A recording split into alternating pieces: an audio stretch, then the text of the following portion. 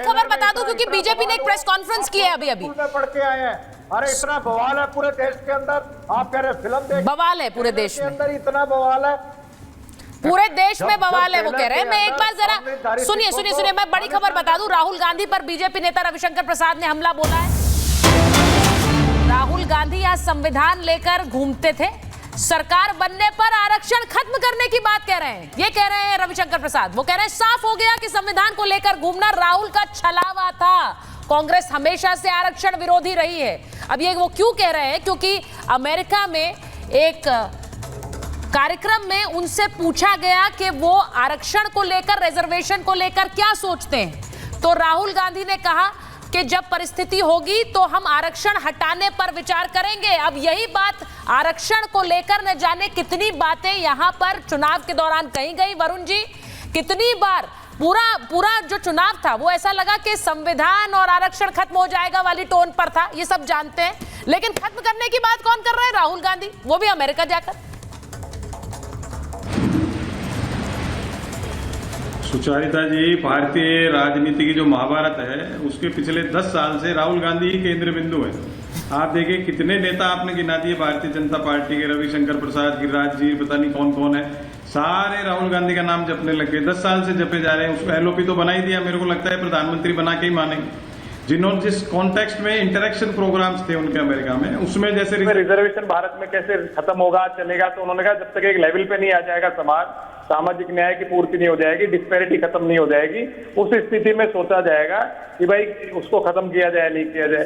उसको इंटरप्रेट गलत तरीके से किया जा रहा है। अभी चाइना की बात कर रहे हैं, भाई चाइना से सबसे ज्यादा व्यापारिक इम्बैलेंस में तो कई बार कह चुका है, ये बीजेपी वाले कर रहे हैं।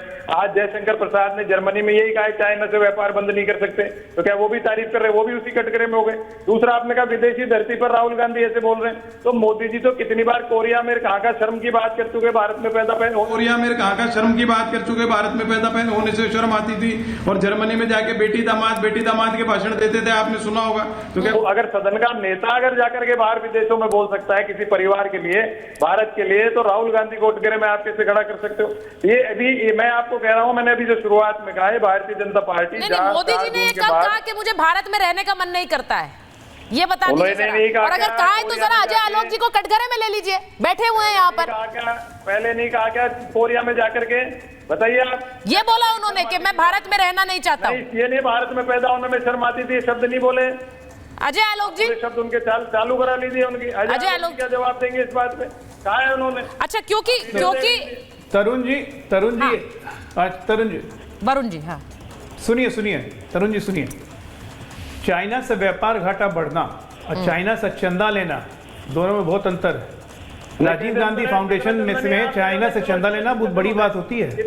दूसरी बात, कांग्रेस पार्टी का communist party of China, 1 minute, communist party of China से 1 करोड़ चेक में, 1 करोड़ चेक में, स्कैनर में। आप सुनिए, बीच में मत बोलिए।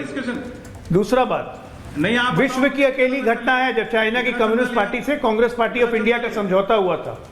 आज उसी के कारण चाइना में सॉफ्ट है क्या कि चाइना से मैन्युफैक्चरिंग उठ के इंडिया में आ रही है, तो वहां पे बयान दे रहे हैं कि चाइना में बेरोजगारी नहीं है क्योंकि वहां पे मैन्युफैक्चरिंग बहुत ज्यादा है।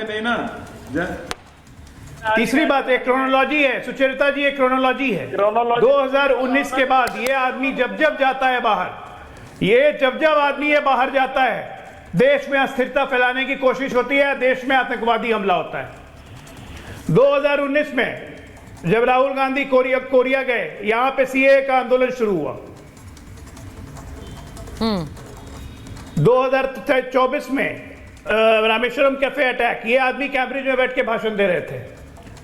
और कल परसों में यहां पे 25 रेलवे टेरर एक्सीडेंट प्लान किया गया था, जो कि विफल हुआ। आज हो जाता तो आज ये बैठ के वहां पे ज्ञान वाचन कर रहे थे। देश में आतंकी घटना पे भी हेडलाइन मैनेजमेंट करने के लिए आते हैं।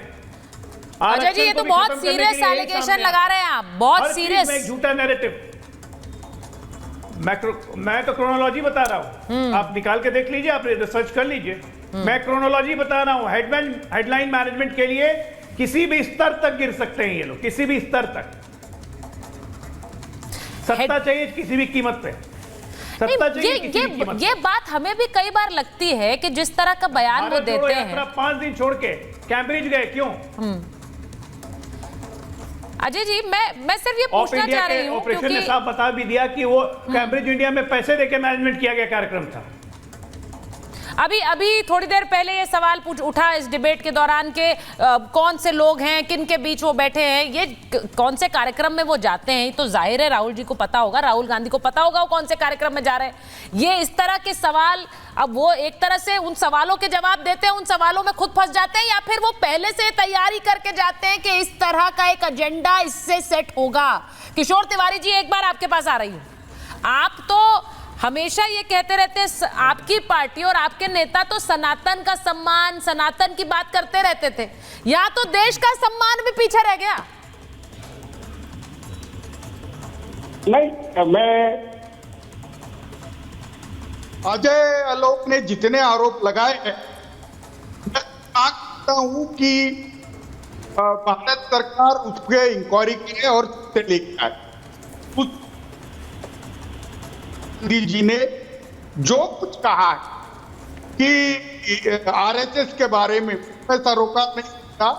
यहाँ की संस्कृति ये सनातन है, यहाँ संप्रदाय जो है वो संप्रदाय पद्धति अलग अलग करके है, लेकिन उन्होंने जो प्रजातांत्रिक संस्थाएं हैं उसके बारे में आए वो सत्य है।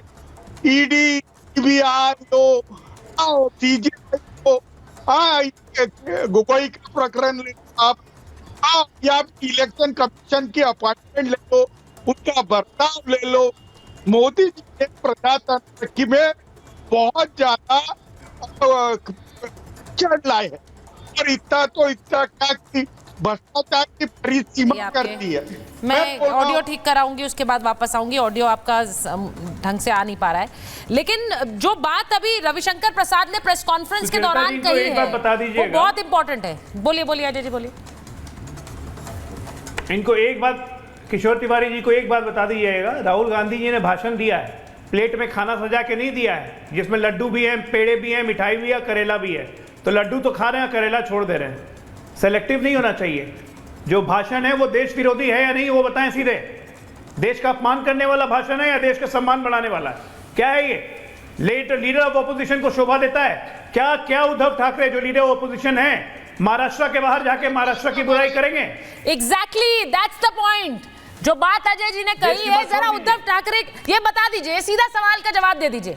किशोर जी वो कह रहे हैं कि उद्धव ठाकरे क्या महाराष्ट्र से बाहर जाकर महाराष्ट्र का अपमान करेंगे? बोलेंगे महाराष्ट्र रहने लायक नहीं है, मैं वहां रहूंगा नहीं?